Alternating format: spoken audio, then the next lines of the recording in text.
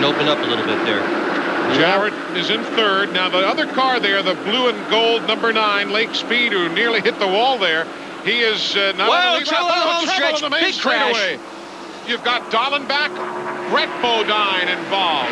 Others spinning are Jimmy Spencer on the main straightaway. Caution, lap 456.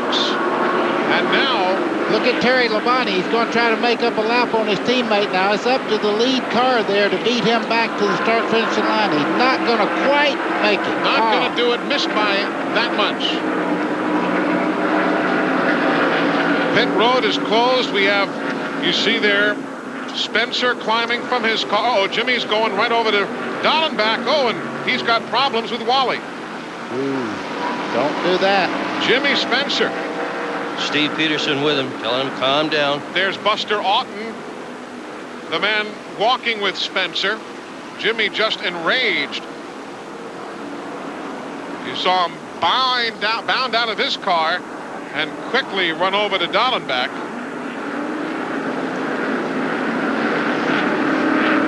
Spencer, Musgrave, Brett Bodine was in there. There's Wally, and Wally says, oh, and the conversation continues.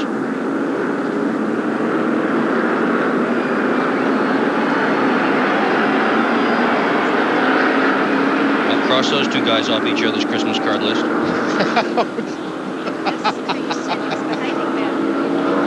So, lap 456 under caution. Now, Brett Bodine, he was involved. Let's look at it again because it happened behind the leaders. Spencer on the outside, yeah. He gets touched right there by Wally Dallenbach. That triggers the whole deal. Look at Jeff Bodine getting by on the outside there. He gets hit in the back. It was starting in front of him. Brett Bodine was ahead of him, and it had already started right in front of him when Spencer in the 15 got into it. I mean, everybody was all together still after that restart period.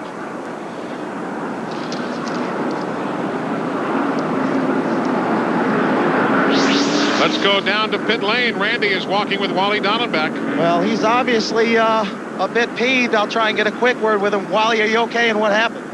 I'm fine. I don't know. 23 gets in a wreck and takes half of us with him. Typical deal. You know, we had a good car. I think we were running the top 16 and 17. And these lap guys just, you know, they want you to get out of your way when you're lapped down. But when they're a couple laps down, they sit there and they race you all day long. Okay, that's it from Wally Dallenbach. So tempers just a tad short. Jimmy Spencer, in the last dozen races since we were here, has moved up 7 spots in the standings to 12th. Let's see what happens if maybe Andretti's camera can help us. And tough to tell what might have triggered it. Go bumping. Okay, get on back through there now. Go. We'll take another look here. At this point, that accident is already pretty much underway. Look at Ted Musgrave. Wow, nowhere to go. This front straightaway not quite as self-cleaning as the back straightaway is here.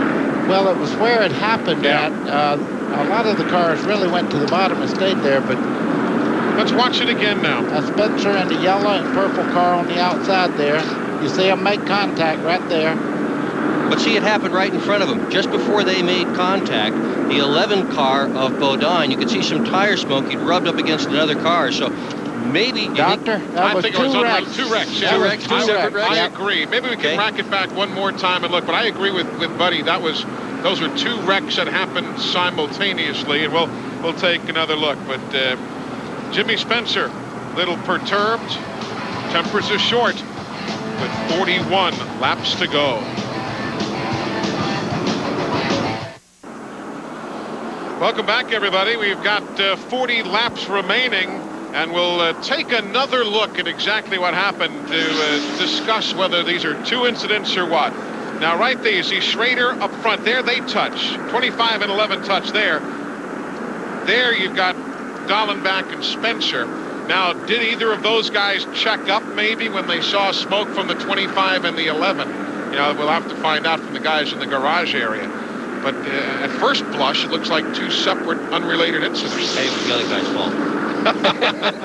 I bet he knows. Yeah, it's Jimmy. He's talking things over. Travis Carter there on the left of the screen. He is the crew chief, team manager. That's Bobby Maston in the forefront from R.J. Reynolds and Buster Otten, the NASCAR official. Jimmy Spencer, a little bit, as we saw, upset, bounced right out of his Smokin' Joe's machine, went right over to Wally Dallenbach, and with the net still up. He just tugged on the net, though. He didn't put it down or do anything. He got away from there pretty quick with the NASCAR assistant. Now, Brett is still running. Brett Bodine is on the racetrack. He's got a good bit of damage to the Lowe's machine, but he's back in 27, 6 laps down, but he is running. So we are going to continue here. You can see Brett just going right by there. Pit road is going to open up now for the lead lap cars, those who might choose to make a stop here with 39 miles to go. Caution for the 11th time. There you see the Smokin' Joe's entry for Jimmy Spencer. Had a pretty decent run going today. Yeah, he really did.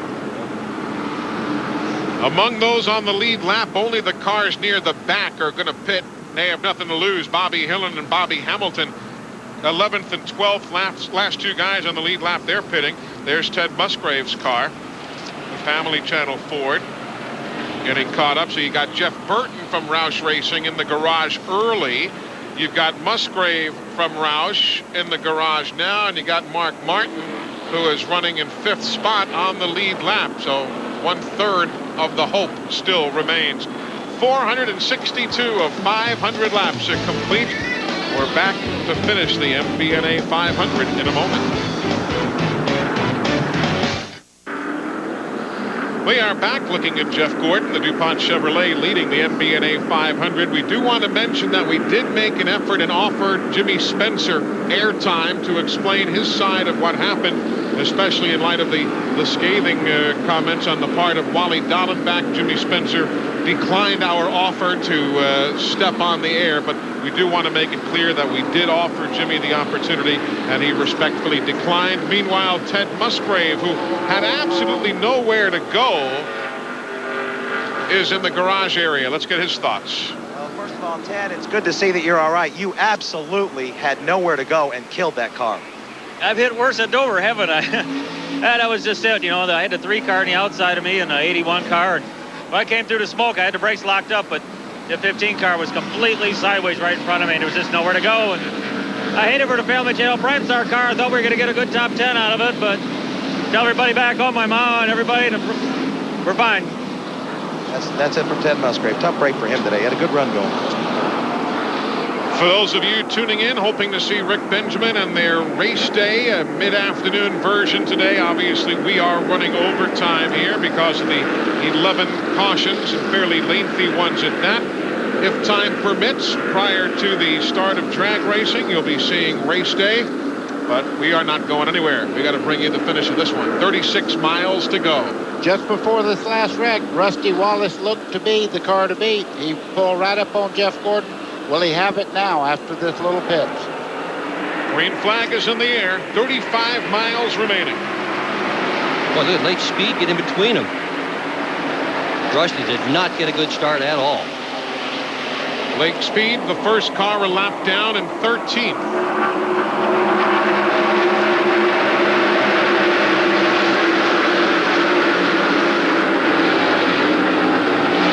Riding with Mark Martin in 5th.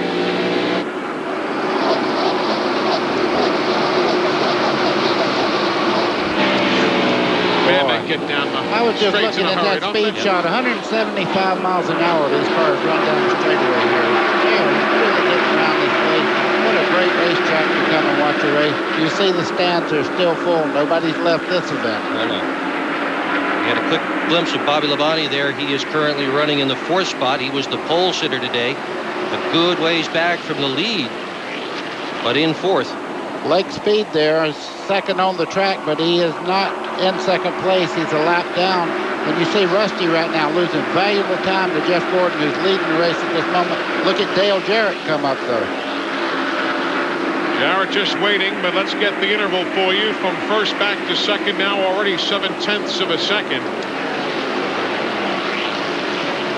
And the factor here, too, is with this restart, it's going to be many, many, many laps before they start lapping the cars again. So Gordon's got himself a pretty comfortable, clean racetrack with which to race. We had a report from the pits that Rusty Wallace had a problem with the, when he started to accelerate, something was wrong with the carburetor, and it kind of gagged on him on the start there, and he got a terrible start. He sure did. 32 laps to go. He's got a lot of distance to make up, and he's not gaining any ground at all with Lake Speed in front of him, that lap car. Wally Dallenbach, meanwhile, comes out of the garage after repairs to the Hayes Modems car. Oh, trouble. Trouble up in the corner. Oh, a big fire underneath the Derek Cope entry as he comes to a stop, as you see. Caution is out. Caution at lap number 471 as the Badcock Furniture car has problems, though clearly Derek Cope okay. And Lake Speed went by at 24. Did he do it in time? I'll have to double check. There's Derek Cope shaking up just a bit. Very honestly, didn't see what started that incident. Car just broke loose up there. Eli, you can see the right front corner is completely mashed in on that car, so he hit very hard, apparently in turn 3 over there. He'd already hit the wall one time earlier today. And Derek Cope was involved in that same caution with Dale Earnhardt back at lap 277. They weren't involved together, but that was 2 incidents under the same yellow flag. So at lap 471, we remain under caution. This one for the 12th time today. Derek Cope from Spanaway, Washington. He'll get the ride to the infield care center. That is mandatory if you tag the wall in a NASCAR Winston Cup track. And we'll get an update on Derek here shortly, but clearly he looked okay. We'll take a look now from John Andretti's car. Maybe he can shed some light on what happened to Derek Cope.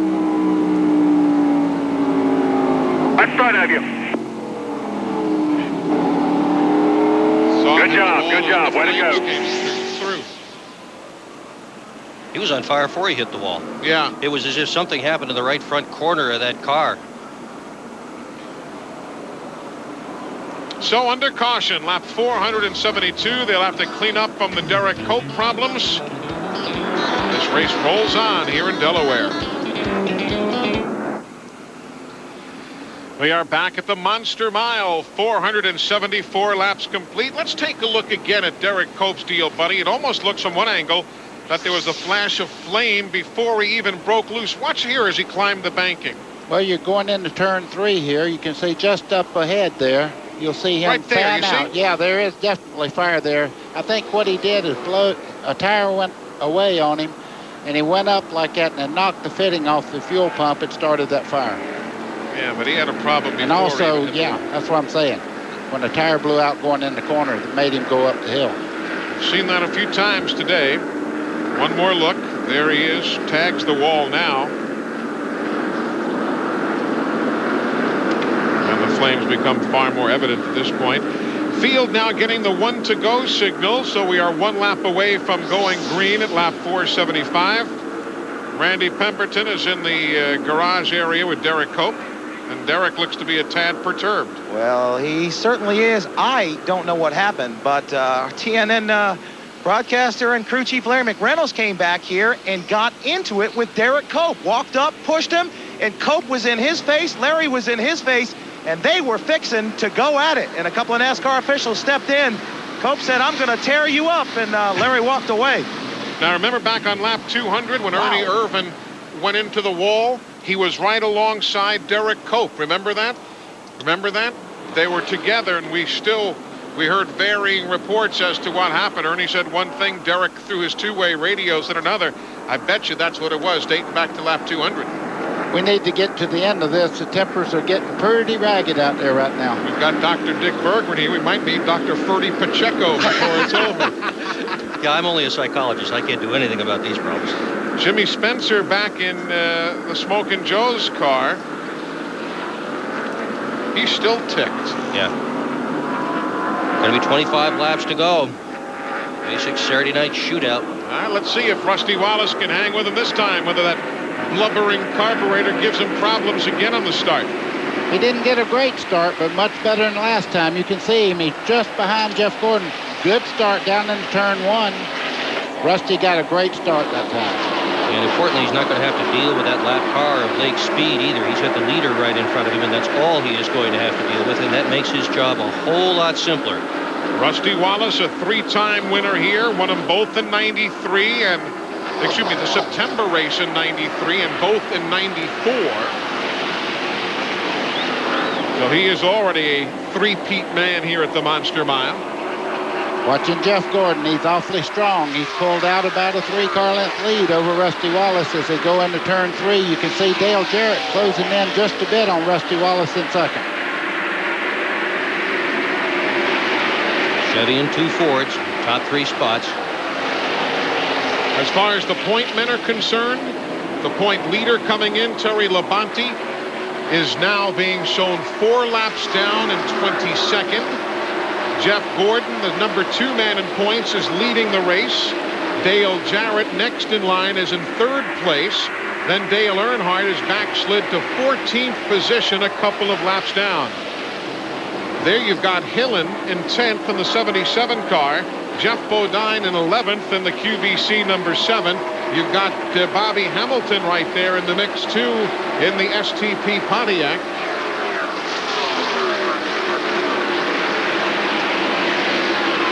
There goes Bodine trying to grab 10th spot. Does.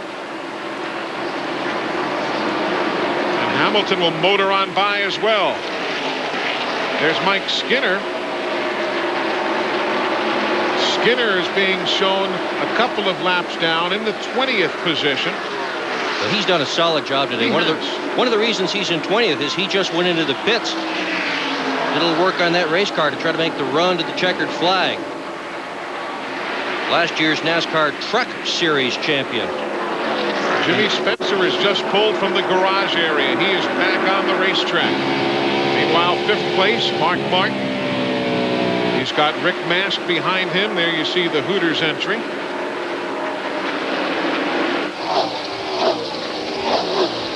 Eli, we're going to have a race down here in just a few minutes between the first 4 cars. Bobby Labonte has moved in quite a bit as we see Rick Mast fighting with Mark Martin as they come off turn 2 there. But up front is tightening up just a little bit.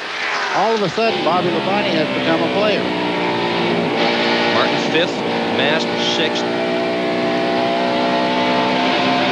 It's neat after all these miles of racing. Look at how close they are at the end of the event. And now it is up to the drivers. Let's see what they can do. 2.7 seconds from first place back to 5th, rather to 6th, behind Mark Martin and Rick Mast.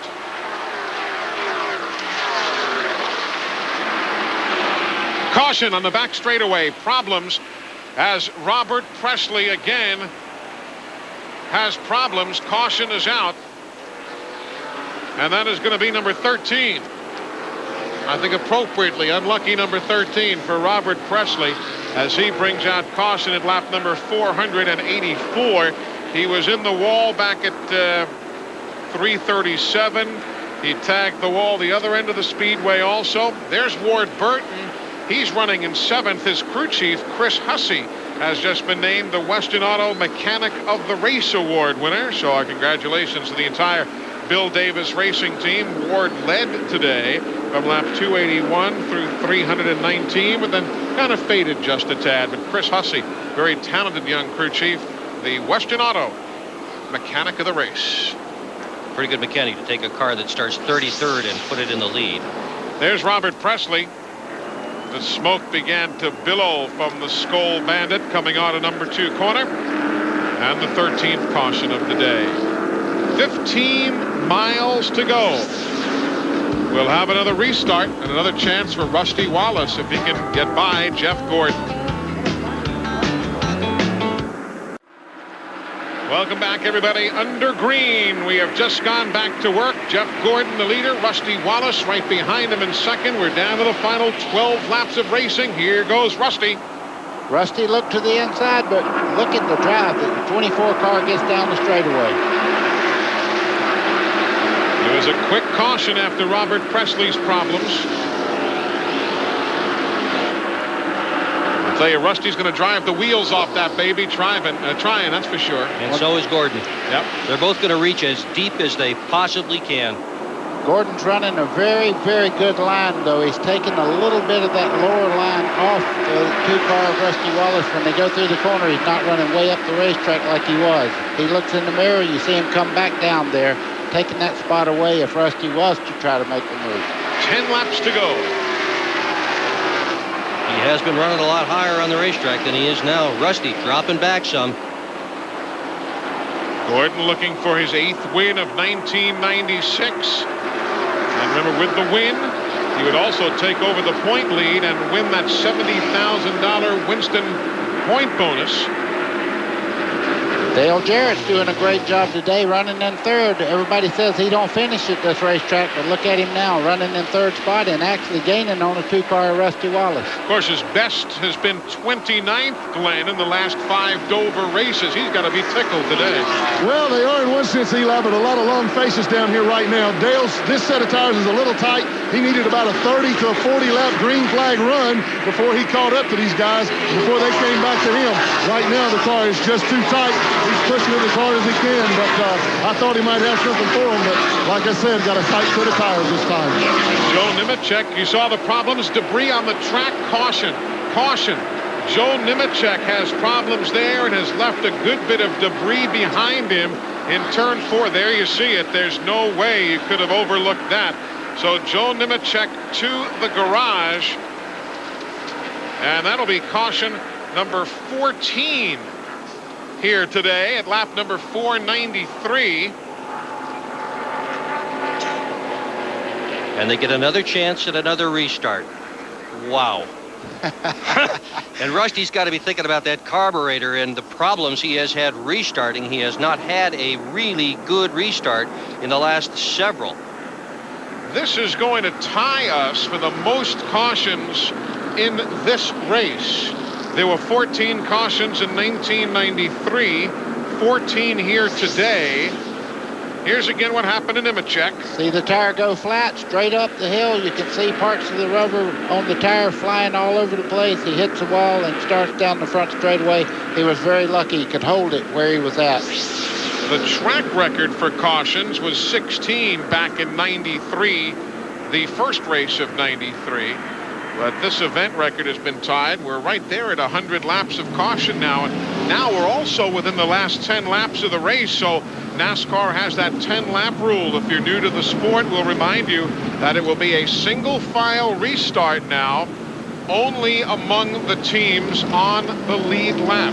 So those on the lead lap will only start up front. That's coming up next. Ralph Shaheen and Steve Evans, Bob Fry. If you listen carefully, they're all clearing their voices even as we speak. They'll be taken to the airwaves at the top of the hour. The Pioneer Keystone Nationals for the NHRA Winston drag racing efforts. There's Joe Nemechek. Tough way to end his afternoon. 6 laps in the finish. That's what's coming up for 1997. No change among many. Rick Mast, of course, moving on to Butch Mock's entry. John Andretti's already moved. Morgan Shepherd to start his own team.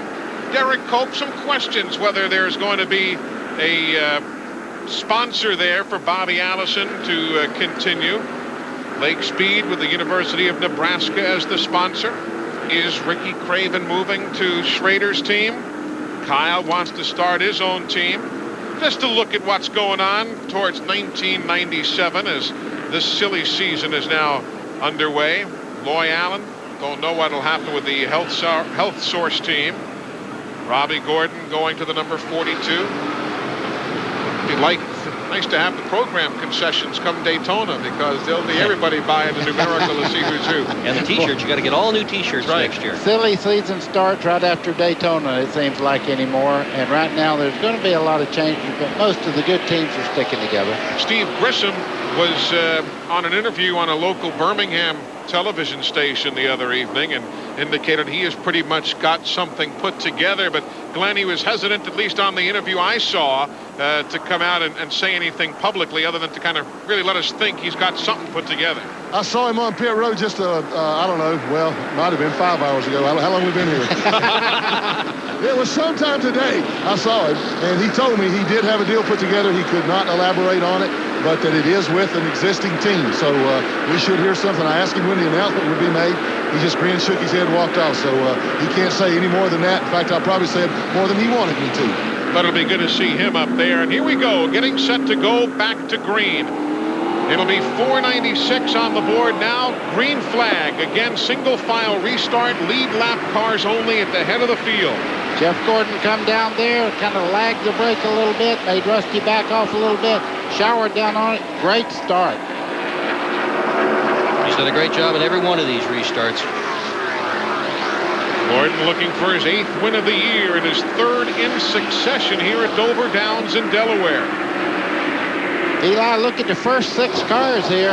It's going to be a race right down to the checkered flag here. These guys are really going at it. The first 6 cars are nose to tail. Remember early in the race when Gordon drifted back, and you might have wondered what's going to happen. Is he in trouble? That crew never gave up. Gordon never gave up. And here he is in the lead as this thing winds down. 2 laps to go. Looks to me like Dale Jarrett's moving in there in 3rd spot. He's giving Rusty a hard time as they start down towards the back straightaway. You see Jeff Gordon coming down through there. Dale Jarrett is there. Of course, Gordon says, have at it, boys. Jeff pulls away. Coming to the white flag. The final time around the Monster Mile. Jeff Gordon trying to grab the NASCAR Winston Cup point lead from Terry Labonte.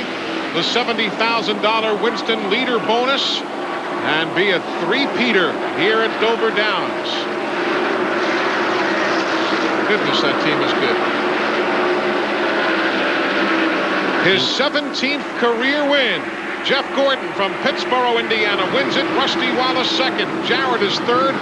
Bobby Labonte comes home in fourth. Mark Martin will finish fifth.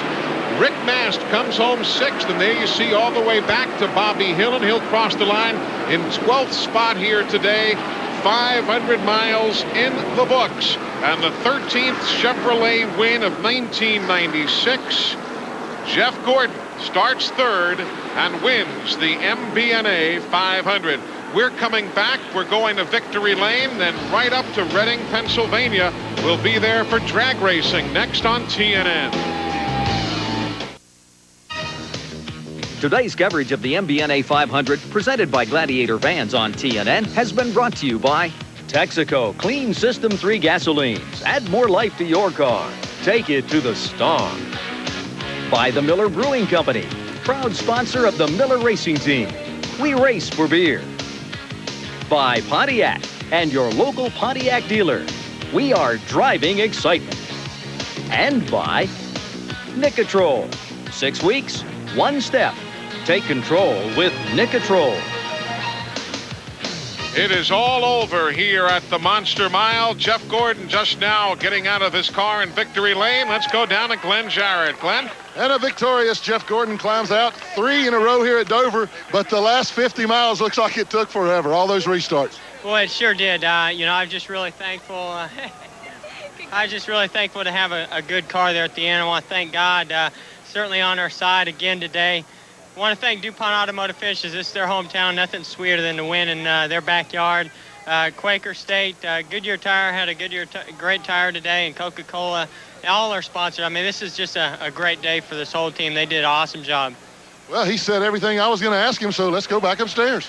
All right, Glenn, our congratulations. Meanwhile, after the race ended, there was a confrontation between Michael Waltrip and Kyle Petty.